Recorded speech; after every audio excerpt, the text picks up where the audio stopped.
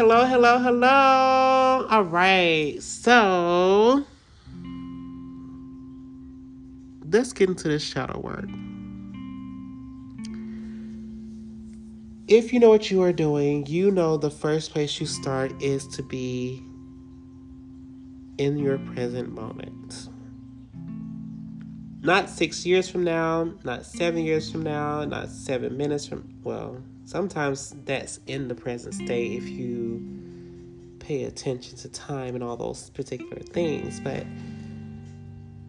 if you want to make the progress you're hoping for, you will need to train your mind, young Padawan. I'm kidding. But you will need to train your mind for that purpose.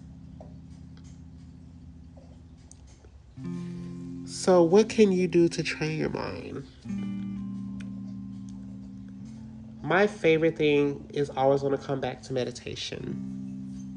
But I love some yoga, which I have been out of shape, so I'm going to be kicking butt this coming month or so to get back into the rhythm and rhyme of the groove and grind of being in shape. And I'll post some things on Facebook or Instagram, and maybe you guys can see how much progress I do make. But that's one of my favorite pastimes. It is the river flow of meditation, if you will, for me, for the physical body. But it's not just the physical that gets transformed, but the mind. The mind learns to focus through the uncomfortable places that you go through when you're doing yoga, and to settle into the peace and the stability that you find in the balancing of yourself and your being as you are composing yourself to these different forms and postulations that you are going through. And then you settle out to find yourself stressed out and saying, yes, I was able to finish out this 30, 45 minutes, hour and 25 minutes sometimes, yoga session I got through this evening, and I am so proud of myself because I feel phenomenal and yet fatigued. So you go and eat you some food, because if you do an hour-long session of yoga, you're gonna be hungry. I'm not joking. And your mind is different. Your mind culminates to a different state of conscious awareness, but it's not even just about that.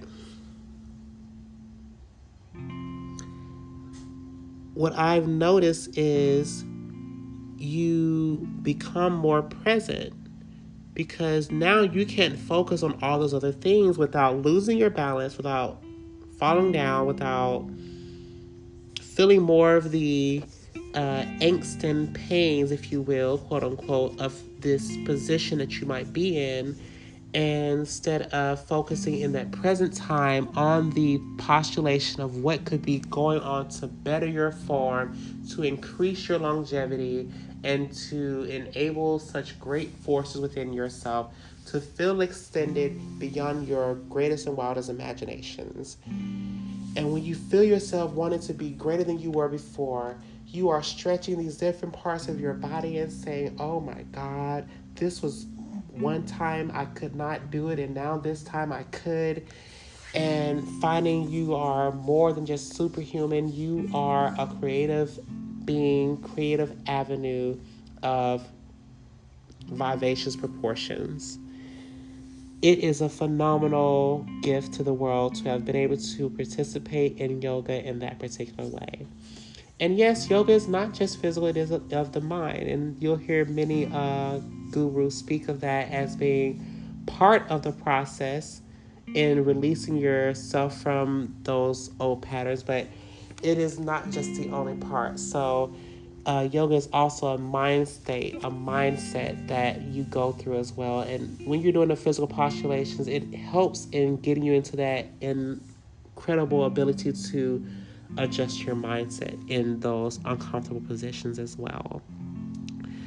But beyond just yoga, there is sound therapy. There is the ohms that you could be doing when you're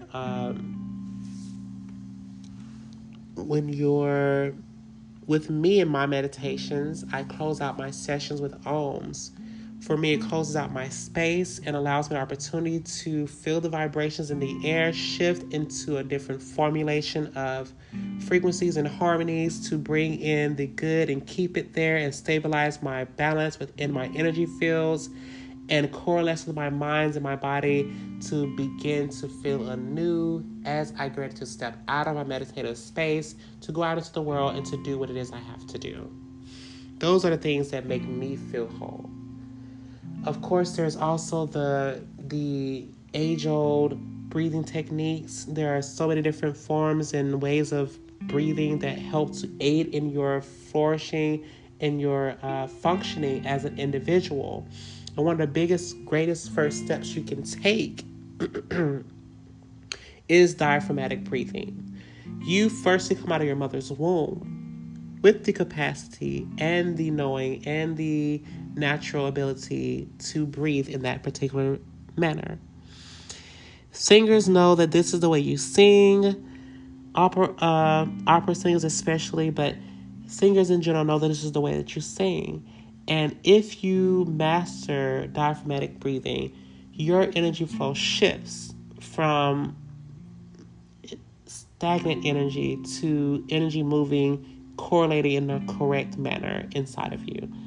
And this can be done in so many different avenues that you would not imagine the perplexity of mental awareness that you begin to incorporate with your mental strategies of thinking and feeling and, of course, your presence of being. The one great thing about breathing, if you're focused on your breathing, you become much more apt to focusing on that breath. And what we'll probably get into is a meditative state of awareness in where you don't want to do anything else except for this. So when I have some time, we'll go through a breathing session or two. I'm going to say next week, maybe. We'll go for next week. We'll go from there. But in any case, we're going to just stick to the lesson at hand or the gift in hand. This brings you to a higher awareness of yourself. You are no longer in the problem or situation. You are now in yourself. You are aware of yourself. You're aware of your thoughts and your behavior, your frequencies and energies, because you know that you are present in this particular moment in space, because this is where you're supposed to be. And if you're going to be in that state, why not dwell in that state and be at peace? Because there's no other place you want to be than to be at peace in the present state.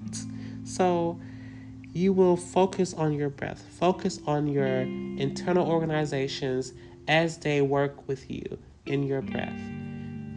Inhaling and exhaling have great components to each other.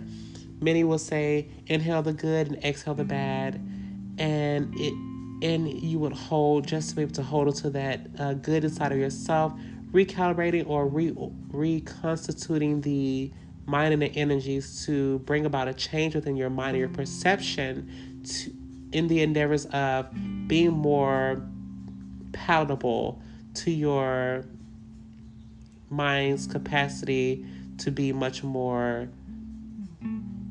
progressive in your endeavor for progress. In other ways, there are visualization techniques. I love visualization in the way that you let it come. Let me make sure I say this correctly. You let it come to you.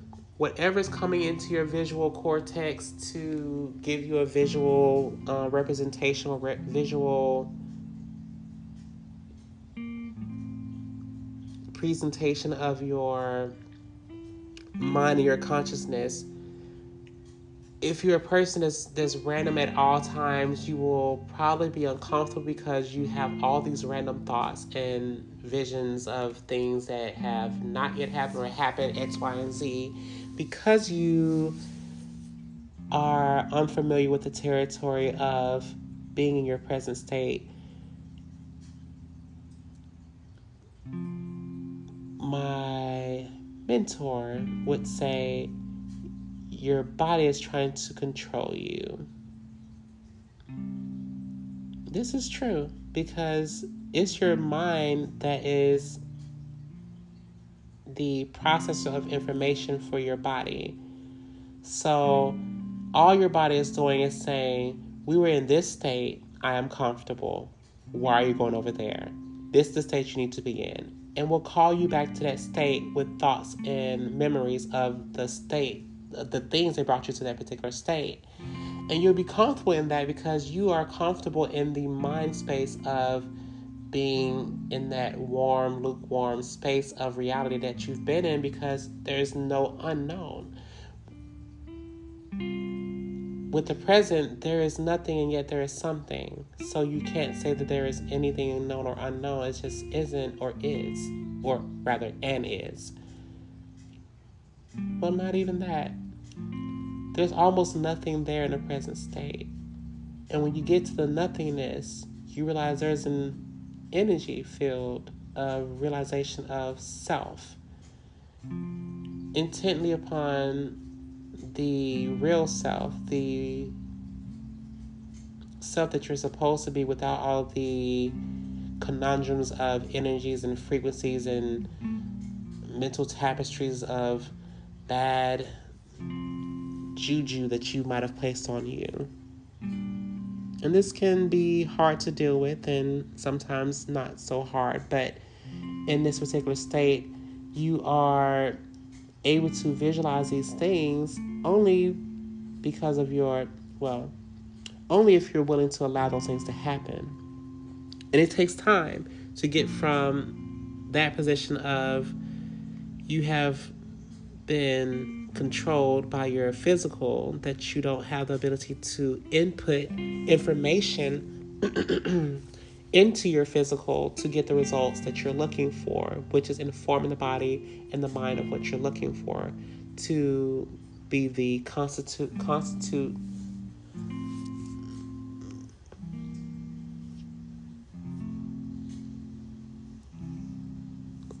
for your endeavors.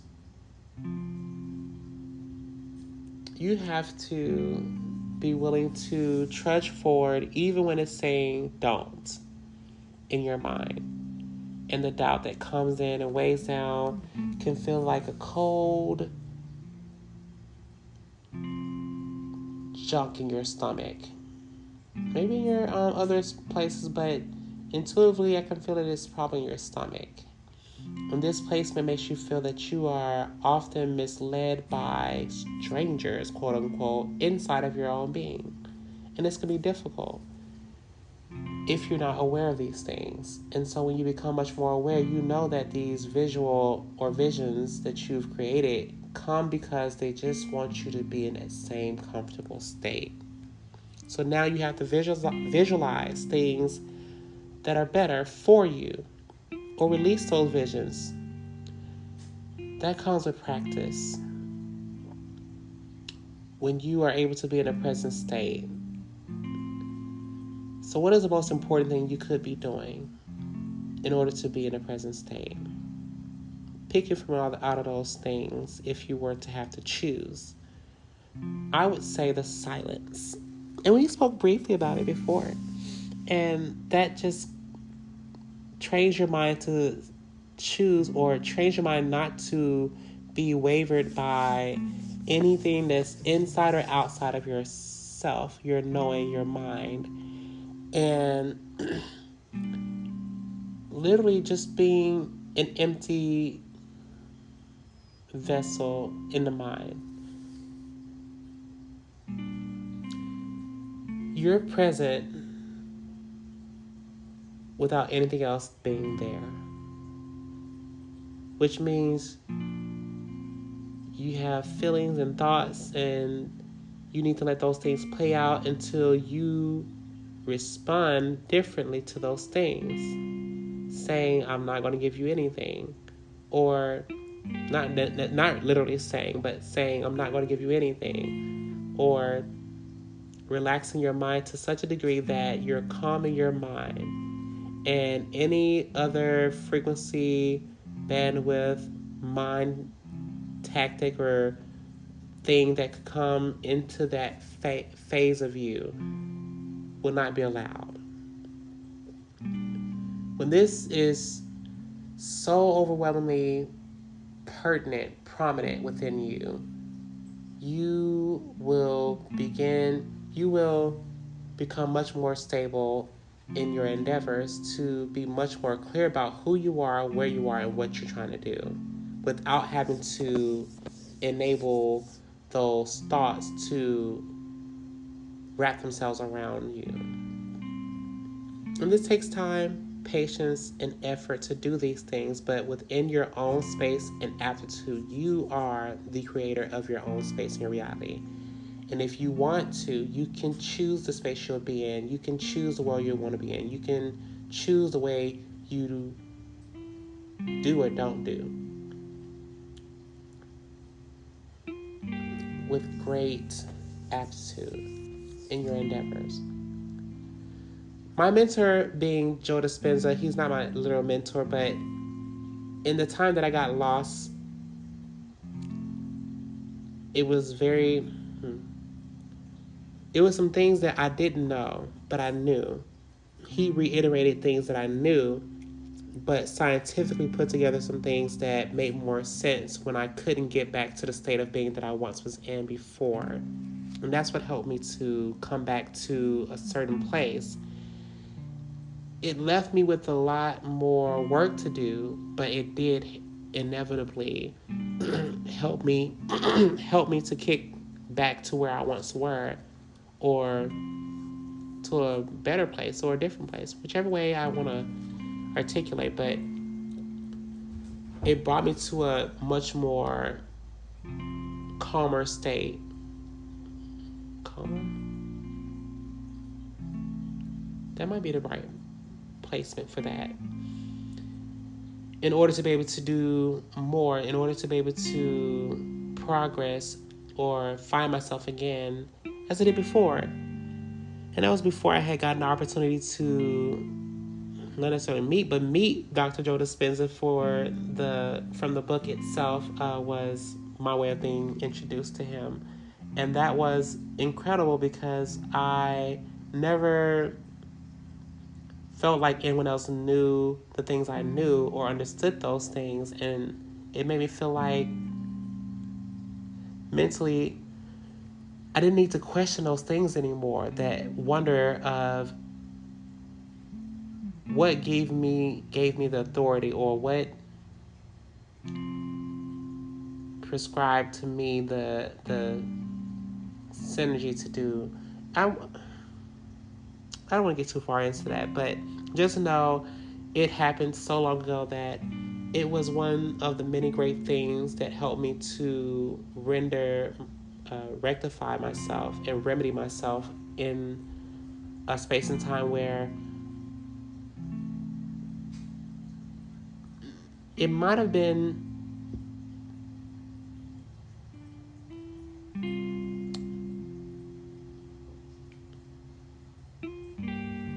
a chaotic place for me.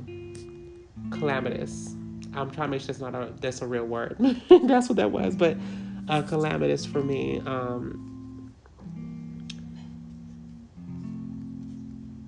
In this process that I had been going through. But his works are a little bit different, but very similar in so many different ways. And so I give much credence and respect to the works of Mr. Joe Dispenza, Dr. Joe Dispenza, for all he contributes to humanity and society.